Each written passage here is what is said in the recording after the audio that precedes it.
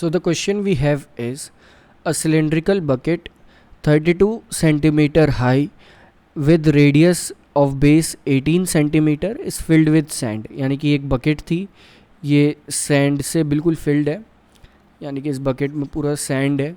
Next, bucket is emptied on the ground, इसे ground पर empty यानी कि खाली करा गया.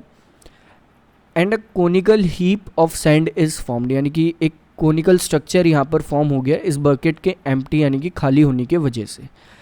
If the height of the conical heap is 24 centimetre, यानी कि कोनिकल हीप जो है इसकी हाइट 24 सेंटीमीटर है, तो इस कोनिकल हीप का रेडियस क्या होगा एंड स्लैंट हाइट क्या आएगी ये हमें बताना है. रेडियस भी आपको पता है कि रेडियस तो एक तरह से ये होता है, दैट इज़ दिस, और स्लैंट हाइट जो होती है वो आपकी हो जाएगी ये. यानी कि स्लैंट हाइट और रेडियस ये दो चीज़ें आपको यहाँ से कैलकुलेट करके बतानी है. तो स्टार्ट करते हैं.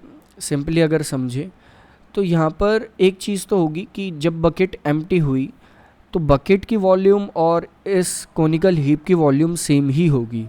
दैट इज़ वॉल्यूम, क्योंकि बकेट सिलेंड्रिकल शेप में है तो वॉल्यूम ऑफ सिलेंडर हम कह सकते हैं इक्वल होगा वॉल्यूम ऑफ कोन के, जो कोन यहाँ पर फॉर्म हो रहा है इसकी वॉल्यूम के.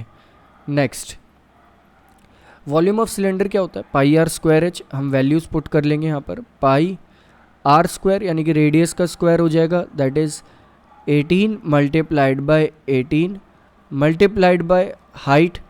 हाइट यहाँ पर है सिलेंड्रिकल शेप की, दैट इज़ 32, इक्वल होगा वॉल्यूम ऑफ कोन के. वॉल्यूम ऑफ कोन यहाँ पर हमें गिवन है, निकाल सकते हैं हम वैसे, that is pi 1/3 pi r square. Radius हमें नहीं पता.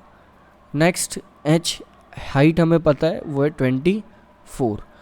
अब देखते हैं कुछ चीज़ें जैसे कट हो सकती है, लाइक यहाँ पर हम 3 को 24 से कट कर सकते हैं तो हमारे पास आ जाएगा ऊपर 8.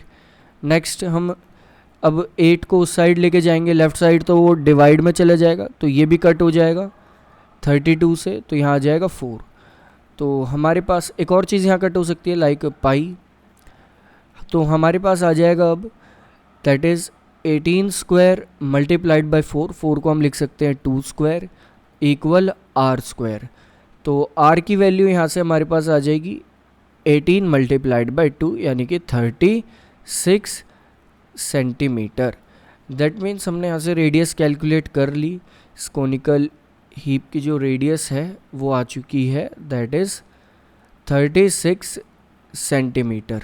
अब इस रेडियस का यूज़ करके हम क्या कैलकुलेट करेंगे, हम स्लैंट हाइट यहाँ पर कैलकुलेट करेंगे. अगर आप देखें यहाँ पर एक ट्रायंगल फॉर्म हो रहा है, लाइक कुछ इस तरह से ये एक ट्रायंगल यहाँ पर फॉर्म हो रहा है, राइट एंगल ट्रायंगल है ये, जिसमें ये हाइट है, लाइक इसे मार्क कर लेते हैं ए बी सी. इसमें ए बी जो है ये 24 सेंटीमीटर है, बी सी जो है वो 36 सेंटीमीटर है. हमें ए सी यहाँ पर यानी कि स्लैंट हाइट यहाँ पर कैलकुलेट करनी है.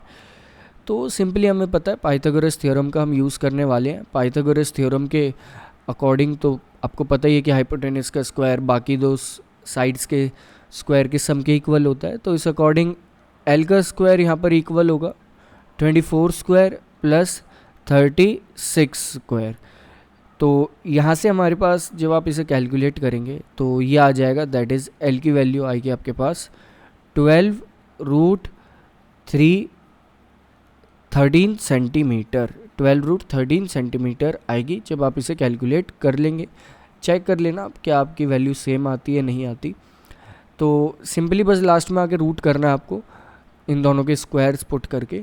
तो इस टाइप से ये क्वेश्चन होगा. यहाँ पर हम ध्यान दें तो एक बकेट को ही कोनिकल हीप में कन्वर्ट करा जा रहा है, यानी कि वॉल्यूम फिक्स्ड है, वॉल्यूम चेंज नहीं हो रही है, उसी का यूज़ करके हमने इस क्वेश्चन को सॉल्व करा.